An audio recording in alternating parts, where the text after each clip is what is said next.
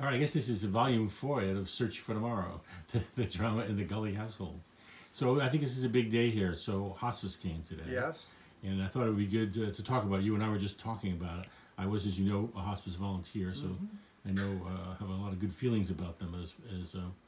But it still is a big step for you. Was that a hard thing for you to do, to call them in? It was kind of hard to accept, yes. I think because of what we all have as an idea of what cancer is, that it was kind of, you didn't realize that in a way that there are good people out there to help you along the way, and you have that gray area. But they're very helpful. They come in, they talk, they're straight shooters. They don't try to, put all kinds of butterflies and everything around it. They try to help you understand, tell you what options you have and all that. And what's going to come. And what's coming in your future. And it was very nice to talk to them. It gives you a sense of calm, knowing that you've got somebody there with you. What prompted you to call them in, other than my nagging you? I've been wanting to, but I think watching the people around me, what it does, because it's not just about me. This disease affects so many people, around you. Your family. And and I think seeing what was going on there, and it wasn't like they're pulling each other's hair out and fighting, but you could feel the tension on, what their particular roles might happen to be going down. Because it upends their lives as well. Yeah, and I think knowing that was getting closer and closer, and I was seeing more of it, that I felt that now was the time we should start, get the ball rolling and get everything in place. And so far it's been moving along real nice. Well, I always felt like they always said in hospice that many people wait until it's too late for them to really help. They're not here to kill you. Yep. They're there to help you be comfortable. And I can feel how that people would get that idea.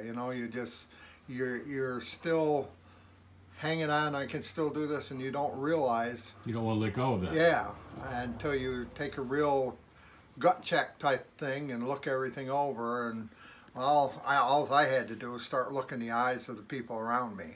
So you saw in your own mortality through the eyes of your family. Yeah. Because of their worry, because of their upset.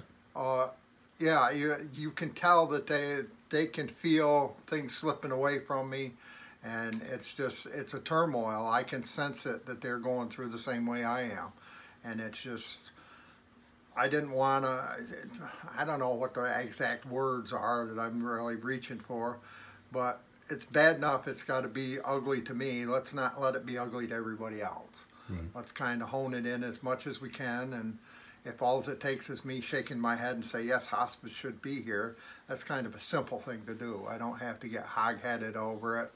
And you don't see it as an end, you see it as a support. There's no guarantees, in anything. And I don't look at this, I look at this as still as my journey, and I have things to do and stuff, but I'm learning every day how important sleep is, food, how to keep yourself calm. You're aware of your surroundings, where you're going. It's still a continuous learning process.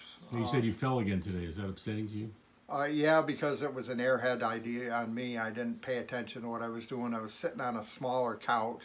I grabbed a hold, and I think what it was is hospice was here, and I know what it was. I was trying to show off. I wanted them to see the best of me.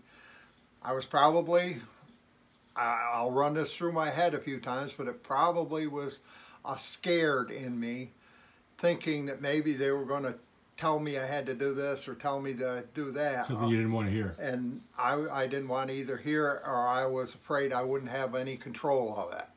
And I think that I was just too amped up, because that's the biggest part of this. You really have to try to keep yourself on an even keel and not let your emotions and all that stuff get ahead of you.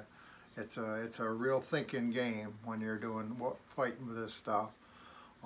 And I think that's a constant battle every day. Think everything through. Make sure you're on the right line. I was talking to somebody the other day, and they asked me what do I meant by the right line, and this just popped in my head. I said, how when they've got you on a monitor for your heart or something, You don't want any jumps. You want that baby to be straight path. across. You want a straight path. And that I think is what I'm constantly honing in on now, trying to, I mean, everything from what I eat to how long I sleep, the way I sleep, positions. I'm trying to stay rational, I guess could be a word you could use, and that way nobody knows what the time is.